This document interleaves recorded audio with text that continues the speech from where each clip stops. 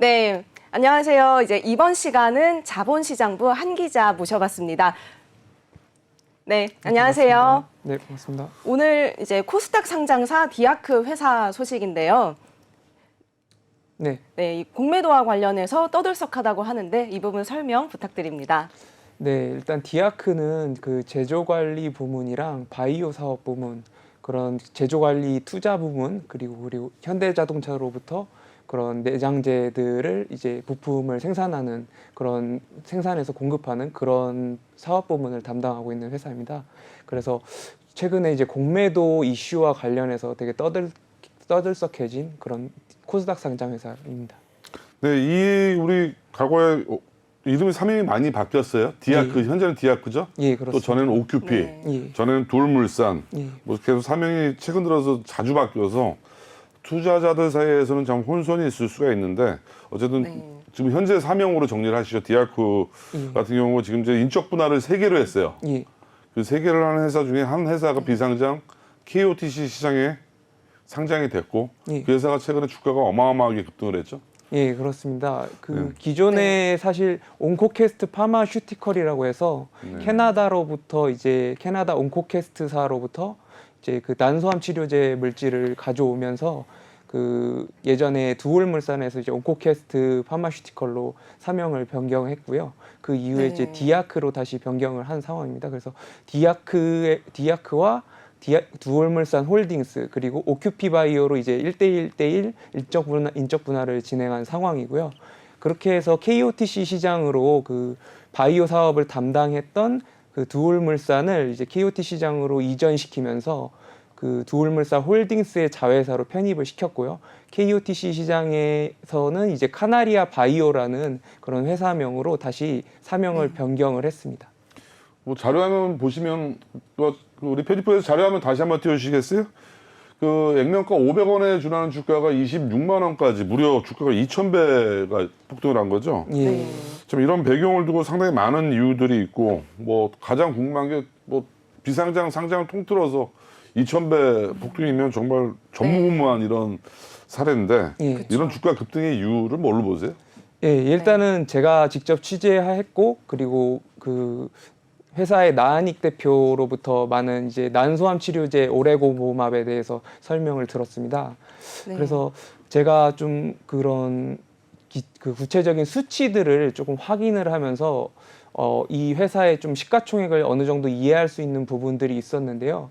이 오레고보맙은 기존의 화학 치료제에 비해서 일단 그 암이 전이되지가 않고 무진행으로 생존할 수 있는 그 환자가 생존할 수 있는 그런 무진행 생존 기간, 즉 PFS라고 이제 불리는데요. 그 PFS 수치가 42개월에 달하면서 기존의 네. 화학 치료제가 가지고 있던 그 PF 수치 12개월보다 무려 30개월이나 더 환자들이 이렇게 네. 살 수 있는 생존 기간을 어떻게 보면 혁신적으로 좀 늘릴 수 있는 되게 기존의 난소암 환우에게는 되게 중요한 그런 치료 물질을 임상을 진행 중이고요. 그리고 FDA 승인을 위해 지금 박차를 가고 있는 상황입니다. 그 최근에 난소암으로 고생하시는 분들한테는 상당히 큰 청신호고 희소식이 될 것 같은데 예. 좀 빨리 그 FDA 승인을 받고 좀 그 기술 개발이 계속 긍정적으로 좀 이어졌으면 하는 바람이고 어쨌든 최근에 회사를 3개로 인적 분할을 하면서 예. 본의 아니게 소 뒷걸음질로 뭐 잡힌 것처럼 해외 네. 공매도 세력이 그렇습니다. 여기에 또 잡혔다고요? 예. 예, 한번 얘기 좀 들어볼게요. 예, 이게 한국의 이제 게임스탑 사례가 될 수 있다고 많이 거론이 되고 있는 상황인데요. 네.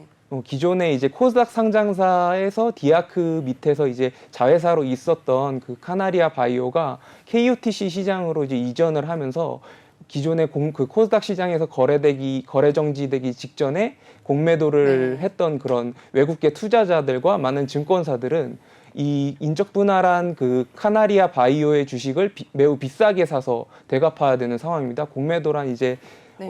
주식이 없는 상태에서 빌려서 다시 사서 되갚는 방식으로 이제 진행이 되거든요. 근데 어떻게 보면은 되게 저가였을 때 매도했던 주식을 지금 거의 한 2,000배까지 떠오른 그런 주가가 급등한 상황에서 이제 갚아야 되는 그런 상황들이 네. 놓여 있기 때문에 수천억 원의 손실이 지금 예상되는 상황입니다. 그 네. 예상되는 그런 외국계 투자자로서는 JP 모건 스탠리 등이 대표적으로 이제 거론이 되고 있습니다. 네, 그러면 이 공매도 증권사들은 사실은 이제 손실을 막기 위해서 소송에 나섰다는 얘기도 있습니다.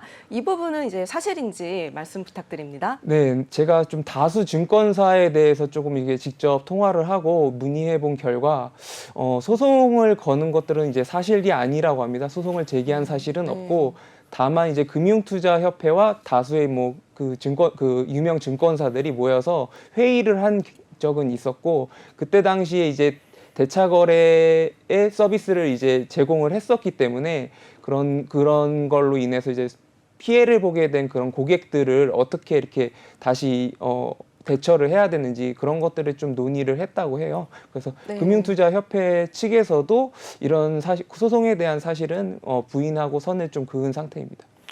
네, 그 말씀 들어보면 당연히 뭐 소송을 할 수가 없는 입장일 것 같아요. 왜냐하면 다시 한번 우리 한 기자의 말을 정리하면 네. 공매도 세력이 있고 여기에 주식을 빌려준 국내 증권사들이 있고 결국 공매도를 쳤는데 주식을 상환하지 못했다면 국내 개인 피해자들이 생겼으면 거꾸로 역으로 증권사들이 소송을 하는 게 아니라 소송을 당해야 되는 입장 아니에요? 네, 저도 좀 그렇게 보고 있고요. 사실 네. 이 소송 얘기가 나온 이유는 좀 일부 언론에서 네. 소송을 제기했다 뭐 이렇게 좀 내용들이 나온 부분이 있었어 가지고 저도 추가 취재를 통해서 좀 진위 여부를 확인을 한 것인데요. 근데 다수 증권사들이 조금 부인한 결과 부인한 그런 내용들을 저한테 전한 것을 보면 뭐 소송을 제기한 것은 사실이 아니고 좀 그거와 관련된 좀 문제에 있어서 공매도의 그런 손실과 관련된 문제에 있어서 논의를 한 것은 사실로 보입니다. 근데 또 설상가상으로 네. 금감원은 회사와 관련된 주가 폭등만 지금 포커스를 잡고 불공정 거래를 조사한다고 하는데 네. 오히려 거꾸로 자기 개인 주식을 받지 못한 이 개인 투자자들을 위해서 증권사부터 공매도 세력과 이쪽을 먼저 금감원이 불공정 거래를 조사해야 되는 거 아닌가요? 예, 그렇죠. 금융감독원도 사실 뭐 이렇게 좀 증권 쪽이랑 이렇게 어떻게 보면은 밀접한 관계에 조금 놓여 있다 보니까 사실은 그런 증권사들에 대한 좀 적극적인 조사에는 좀 임하지 않는 것으로 보이고요. 이와 관련된 좀 금융감독원의 좀 입장도 좀 들어보고 네. 어떻게 보면은 회사 쪽으로만 너무 이렇게 불공정 거래로 몰아가는 것이 아니냐 이런 것들을 질의를 했는데 그 이후에는 뭐 사실 뚜렷한 그런 그 조사기획국에서 뚜렷한 그 조사 결과가 나오지는 않아서 네. 회사에서는 그와 관련된 그 추후 입장은 아직 발표하지는 않은 상태고 그 불공정 거래 조사와 관련해서는 최근에 좀 주가가 급등하고 있는 많은 바이오 기업들을 대상으로 금융감독원이 조금 어떻게 보면 무차별하게 조금 네. 조사를 하는 것이 아닌가 그리고 그 조사들이 길어지면서 일반 개인 투자자들이 그 주가 하락으로 인해서 피해를 볼 수 있는 부분도 좀 염두를 해야 되지 않나 싶습니다. 네. 그러면은 이 두올물산의 나한익 대표는 이 인적 분할한 카나리아 바이오가 시총이 이제 10조 원이 넘는 것에 대해서 자신감을 보였다고 하는데 이게 좀 어떤 근거가 있는 걸까요? 네, 저한테 좀 밝힌 결과 이제 일단은 2025년 FDA 승인을 목표로 해서 난소암 치료제 오레고봄압을 내놓겠다고 이제 공언을 한 상태고요. 그리고 네. 그 오레고봄압의 가치를 보면 정점에 이를 그 판매액이 정점에 이를 경우에는 순이익이 5억까지 연간 5억까지 5억이 아닙니다. 죄송합니다. 5조까지 이를 것으로 봤습니다. 5조 원까지 이를 것으로 보기 때문에 네네. 현 시총 이제 지금 이제 12조 원대에 지금 주가가 형성되고 있거든요.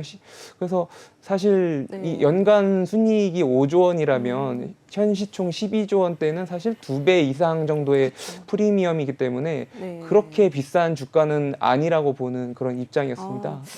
그러면은 네, 그러면 이 카나리아 바이오 두올물산의 합병이 증권 신고서가 수차례 정정 요구를 이제 받은 것과 관련해서 이 감사원에서는 탄원서가 제출이 됐다고요. 네.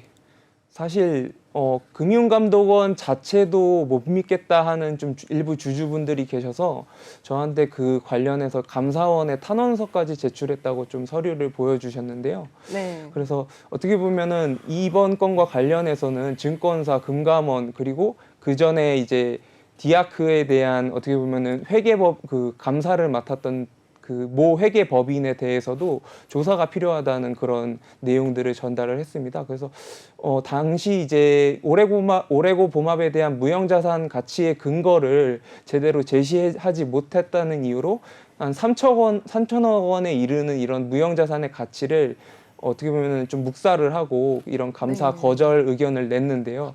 이런 의견을 이런 의견으로 말미암아서 회사 측은 법원에서 지금 그 무형자산 가치 평가에 대해서 법원 인가까지 받아놓은 상태고, 최근 감사 보고서를 확인하시면 감사 의견이 적정이 나왔음을 확인하실 수가 있을 것입니다. 저 절구절국이라는 사자성어가 있습니다. 춘추 전국시대의 그 사상가 장자가 한 말인데, 갈고리 도둑은 처벌을 받아도 3호 각건을 쓴 나라 도둑은 부귀를 누린다.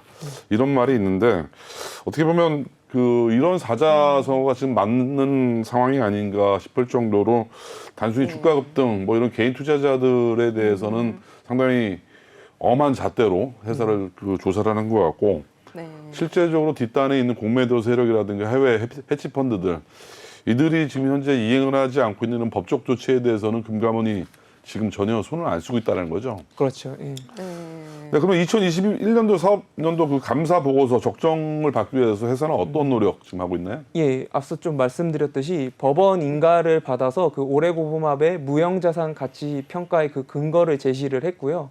예, 최근 그래서 감사 보고서를 확인하시면 적정의 의견을 받아서 이 회사의 신뢰를 높인 상황입니다. 네. 네, 맞습니다. 네, 그럼 2020년 감사 보고서 의결 거절 당시 회계법인과 관련해서 또 논란의 여지가 또 있었던 부분들이 있었죠.